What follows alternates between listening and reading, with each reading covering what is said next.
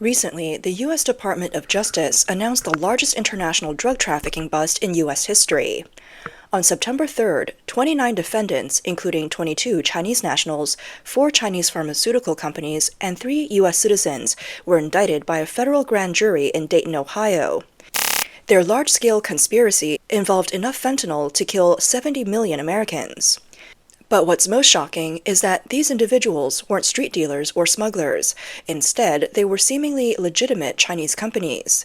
These companies, much like Amazon, sold deadly drug precursors, accepting cryptocurrency payments, and shipped the drugs directly to U.S. communities via the U.S. Postal Service. The FBI has described this as a major international drug trafficking and money laundering operation. This case reveals the entire fentanyl supply chain, from Chinese chemical companies to U.S. drug dealers, and highlights how the U.S. financial system is being used to fund the poisoning of American communities. FBI Director Kash Patel announcing this historic action. He said, "Today's announcement marks a first-of-its-kind international operation for the FBI targeting the fentanyl plague that has killed tens of thousands of Americans, and indicting the companies and individuals in mainland China that manufacture the precursor chemicals fueling the destruction of our communities." This operation has already seized enough fentanyl powder to kill 70 million Americans, and enough fentanyl pills to kill another 270,000. And we have now indicted the Chinese precursor companies and exposed the funding streams that facilitate this deadly trade. According to court documents, since 2022, 39-year-old Eric Michael Payne from Ohio has been accused of being a major fentanyl trafficker. He allegedly purchased multiple shipments of potent cutting agents, like animal sedatives, from Chinese chemical companies to increase the quantity and potency of the drugs.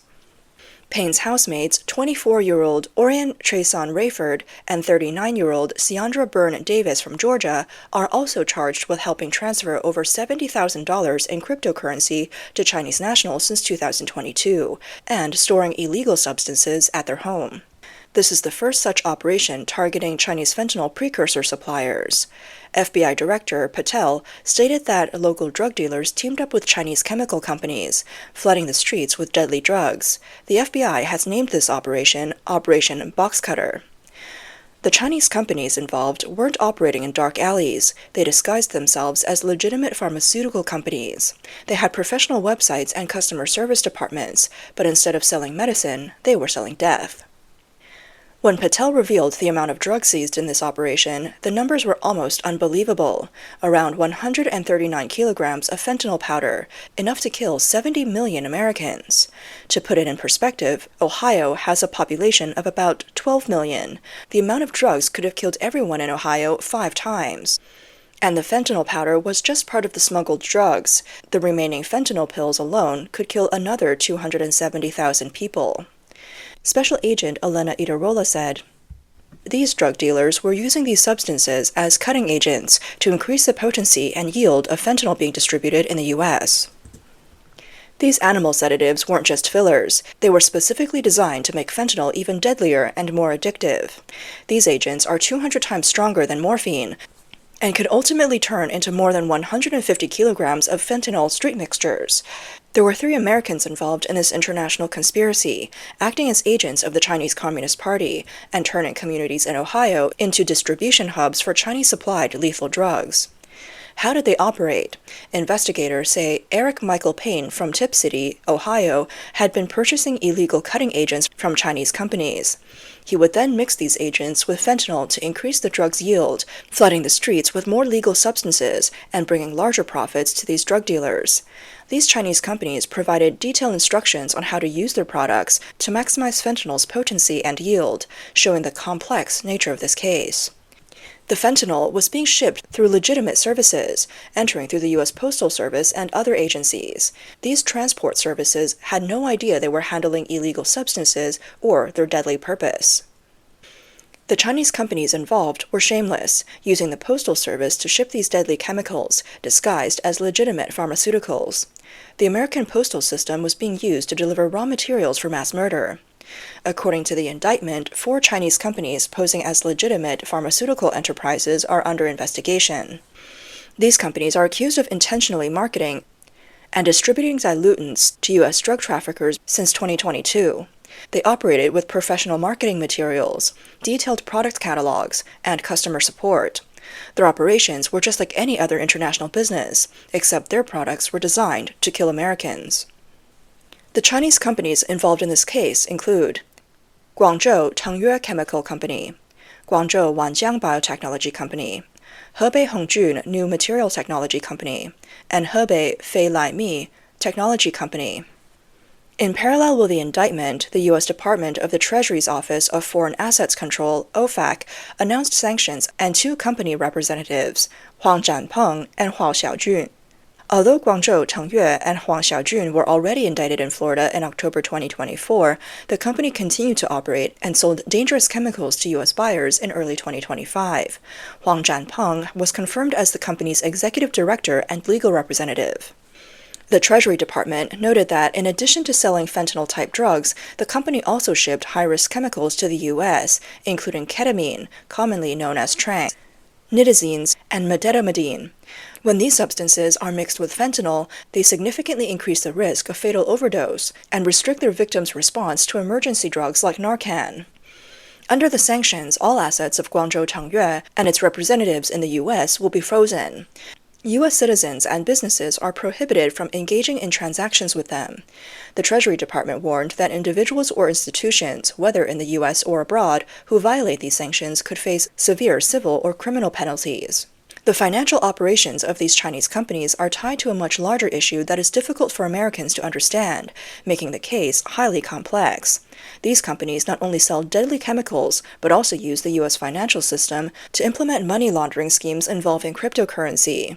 U.S. clients are instructed to use only cryptocurrency, and the payment structure is designed to obscure the flow of funds.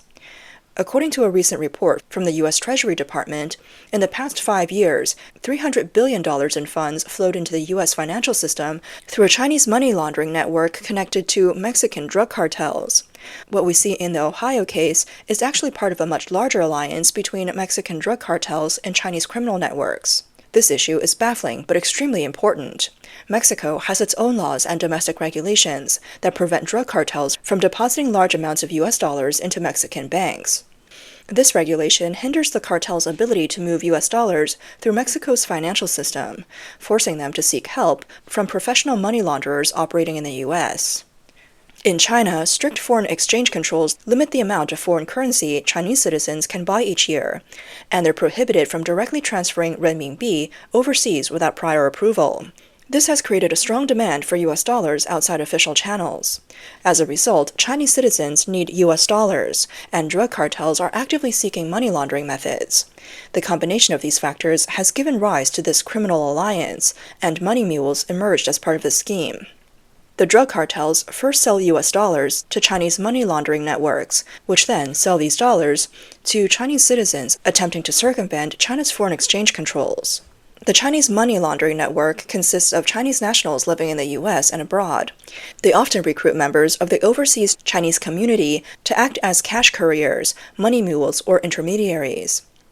In recent years, they have increasingly recruited Chinese students studying in the U.S. for their money laundering operations. Since foreign students usually struggle to find legal work in the U.S., they are more susceptible to being targeted by these money laundering networks. A report from the Financial Crimes Enforcement Network notes that some students may not even realize their actions are illegal. They may believe they're simply helping fellow Chinese citizens obtain U.S. dollars while earning some extra money. Some students continue to participate in these activities even after graduation. One common method used is called mirror transactions. A criminal group delivers U.S. dollar cash in the U.S., and an associate in Mexico immediately transfer an equivalent amount of Mexican pesos into the criminal group's account, taking a small fee in the process. Sometimes the laundering group uses cryptocurrency instead of cash for transactions. They also recruit students or other money mules to open bank accounts and deposit illicit funds. These individuals often disguise their activities by listing themselves as students. Another method is trade-based money laundering. The network uses money mules to purchase electronics and luxury goods in the U.S., which are then sold online or exported to other countries, thus laundering the criminal group's illegal funds. U.S. government documents show that these Chinese money laundering networks have close ties to Beijing, helping the Chinese Communist Party advance its political and economic goals. Currently, 3 U.S. citizens will stand trial in a U.S. court. U.S. officials have stated that while these 3 Americans will be arraigned in the coming days, prosecuting the 22 Chinese nationals will be extremely difficult due to the lack of an extradition agreement between the U.S. and China. This means that as long as these Chinese nationals remain in China, they will essentially be beyond the reach of sanctions. However, if any of these 22 individuals leave China and travel to a country that has an extradition agreement with the U.S., an Interpol Red Notice will be issued, alerting U.S. authorities to their whereabouts, and they will be arrested. Dominique S. Gares II, the U.S. Attorney for the Southern District of Ohio, stated that 3 Americans are charged in this case. All of the defendants will face severe penalties, with sentences ranging from 10 years to life imprisonment. John K. Hurley stated that Chinese chemical companies are the primary source of fentanyl precursor chemicals. Under the leadership of President Trump, the U.S. will use sanctions and criminal prosecutions to fully curb the spread of these chemicals. After Trump's return to the White House, he launched a comprehensive counterattack against the Chinese Communist Party's fentanyl warfare, which also triggered close attention from other allied nations.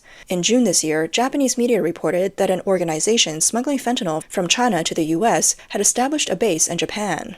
According to Japan Economic News, the organization set up a legal entity called Fursky Company. It was based in Nagoya and had personnel and capital ties to a chemical manufacturer in Wuhan, China, called Hubei Jing'ao Biotechnology, also known as Amervel Biotech.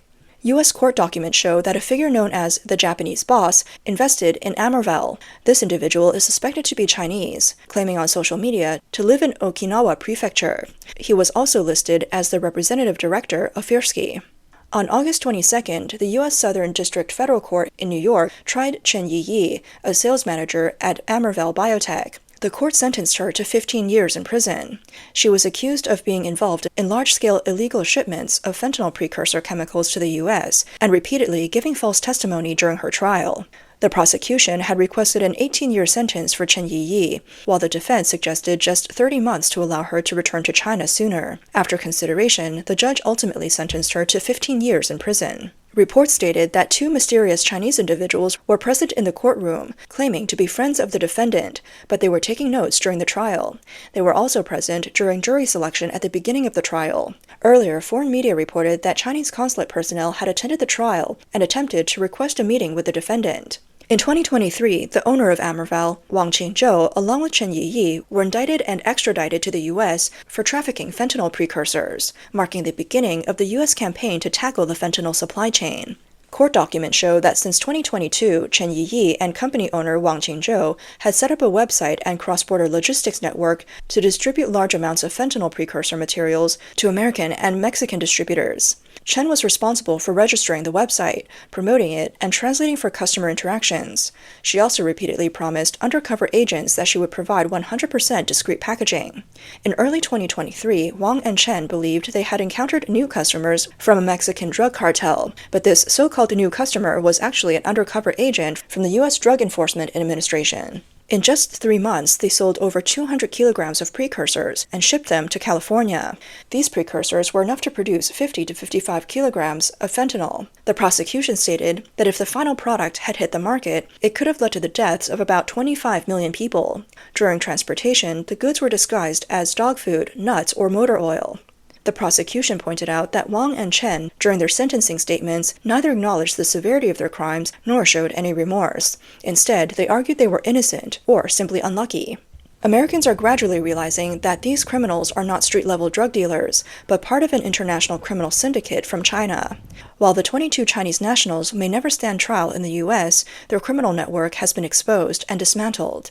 Most importantly, the hundreds of millions of legal doses of fentanyl that were seized will never reach American communities.